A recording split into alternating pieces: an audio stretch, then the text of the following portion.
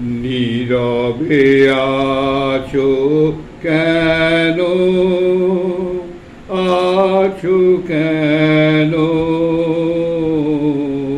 নীরবে আছো কেন, বাহির দুয়ারে, বাহির দুয়ারে, নীরবে আছো কেন, আছো কেন, নীরবে আছো কেন,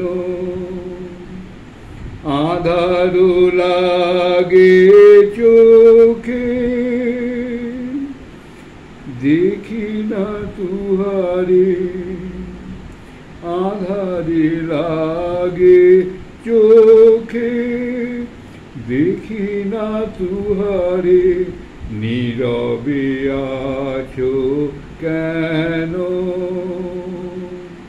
আছো কেন, নীরবে আছো কেন,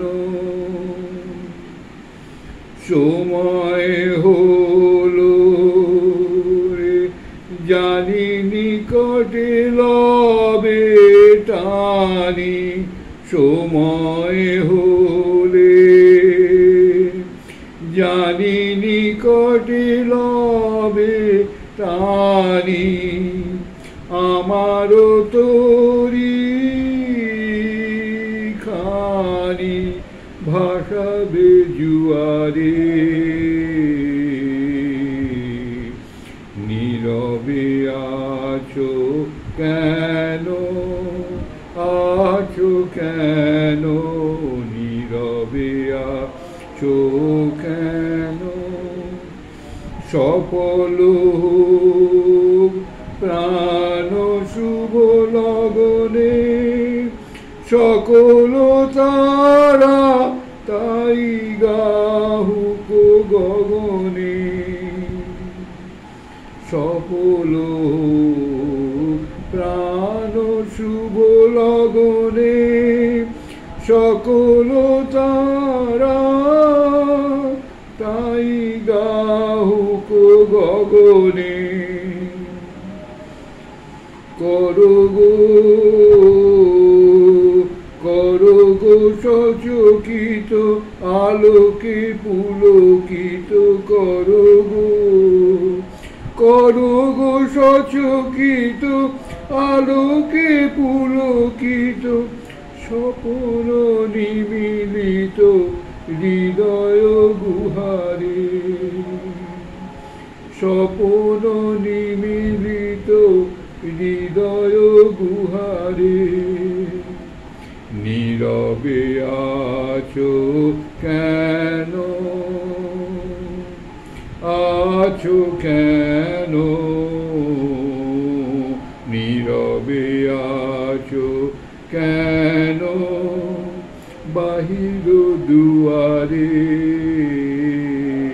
নীরবে আছো কেন। দেখছি রবীন্দ্রনাথের কী সব গান, কী সব গানের কথা, আর কত সুন্দর সুর। তো এগুলো এইসব গানগুলো তো দিনরাত শোনা যায় না। আমার এই কথাগুলোর জন্যই একদম প্রাণ ভরিয়ে দেয় রবীন্দ্রনাথের এই গানের কথাগুলো। আর এবার একটু হাসির কথা বলবো। হাসির আহারে, হাসির কথা তো না হাসিরও না, দুঃখেরই হয়। হাসির আহারে যে একটু কষ্ট দুঃখ আছে সেটাই বলছেন নলিনীকান্ত সরকার। হাসির গান গেয়ে সুনাম কতটা পেয়েছি ভগবানই জানেন, কিন্তু দুর্নাম পুরোতে আদৌ বেগ পেতে হয়নি। নিতান্ত ছাড় কপালে না হলে এমনটা আর হয় না। সেকালে গোয়া বাগানে আমার একজন বন্ধু ছিলেন, নাম রবি বাড়ুজ্জে। মাঝে মাঝে রবির বাড়িতে যেতাম আড্ডা দিতে। সন্ধ্যার সময় সেখানে গেলে আর রক্ষা থাকতো না। এই নলিনীকান্ত সরকারের মহা আড্ডাবাজ, কিন্তু আড্ডার লোকজন হতো দারুণ, সব বড় বড় গুণী লোক, বিরাট গুণী লোক। আমি তো যে প্রতিবেদনে আপনারা জানতে পারছেন, সজিকান্ত দাস, তারপরে আপনার দিলীপ কুমার, তারপরে বড় বড় সমস্ত নাট্যকার, সবাই নাম তো সবসময় মনে পড়ে না, এরা সব। তারপরে আপনার রেডিও আর্টিস্টের বীরেন্দ্র কৃষ্ণ ভদ্র, এদের সঙ্গে সব আড্ডা। আবার অসম্ভব ফিচকে ছিলেন, মানে কী বলবো, দুষ্টু ছোট্ট থেকে এইরকম ক্যারেক্টার। ছেলেমেয়েরা ঝরে বসতো গাইতেই হবে। গুটিগত শ্রোতা দস্তুর মতো গানের আসর বসে যেত। বলা বাহুল্য, হাসির গানের আমরা পাঁচটি এয়ার দাদা, আমরা 5টি এয়ার, এইভাবে গান। আচ্ছা, প্রতি তাদের ঝোঁক ছিল বেশি। আমরা 5টি এয়ার দাদা, আমরা 5টি এয়ার। আমি সেসব হাসির গান সেখানে গাইতাম। সেগুলির মধ্যে একটি বিশেষ গান তাদের খুব প্রিয় ছিল, যেটি হচ্ছে ডিএল রায়ের 5টি এয়ার। নিতান্ত অন্তরঙ্গ বন্ধুদের আসর ছাড়া এই গানটি আমি অন্য কোথাও বড় একটা গাইতাম না, কারণ গানটি গাইতাম অভিনয়ের সঙ্গে সঙ্গে।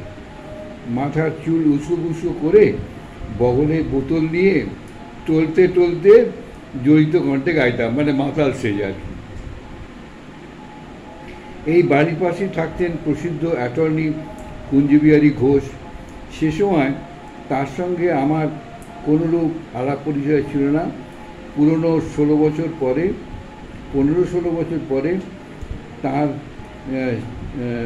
ডাফ স্ট্রিটের বাড়িতে যখন অরবিন্দ পাঠক ও ধ্যান কেন্দ্র প্রতিষ্ঠিত হচ্ছে, সেই প্রতিষ্ঠা দিবসে খবর পেয়ে আমিও তার বাড়িতে গেলাম। সেখানে গিয়ে দেখি অনেকগুলি শ্রী অরবিন্দ ভক্তের সমাবেশ হয়েছে। কুঞ্জবাবু সকলকে সঙ্গেই আলাপন করছেন, কিন্তু আমার উপর তার আদৌ আগ্রহ নেই। বরং তাদের আলাপ আলোচনার গায়ে পড়ে দু একটা কথা কইতে আমার প্রতি উপেক্ষার ভাবই তিনি প্রদর্শন করছেন। আমি যেন তার অবাঞ্ছিত অতিথি। কিন্তু এ ভাবার বেশি দিন রইল না। প্রতি রবিবারে তার বাড়িতে পাঠচক্রে যেতে যেতে এমন ঘনিষ্ঠতা হলো যে প্রত্যহ অন্তত একটি বা তার সঙ্গে দেখা না হয়ে চলত না। এই ঘনিষ্ঠ বন্ধু স্থাপনের পর একদিন কথায় কুঞ্জবাবু বললেন, আরে মশাই, গোয়া বাগান আমাদের বাড়ির পাশের বাড়িতে আপনি যেতেন, আহা, তখন যদি আপনার সঙ্গে আলাপ হতো। আমি বললাম, আলাপ করলেই পারতেন। কুঞ্জবাবু হেসে বললেন, আলাপ কেন করলি জানেন? আপনাকে আমি জানতাম একটি পাঁড় মাতাল বলে, এই জন্য আলাপ করেনি, এই ধারণা নিয়ে। মানে উনি যে গান গাইতেন সেটা ওই বগলে বোতল নিয়ে চুল ঘুষু করে মাতলামি করতে গানটা গাইতেন, ওইটা হচ্ছে গানের রস। সেটা কুঞ্জবাবু পাশের বাড়ি থেকে দেখে ভাবতেন উনি পাঁড় মাতাল, সেই জন্য আলাপ করেনি। কত কাণ্ড হয়, বাপরে বাপ। কুঞ্জবাবু ঈষৎ হেসে বললেন, আলাপ কেন করিনি জানেন? আপনাকে আমি জানতাম একটি পাঁড় মাতাল বলে।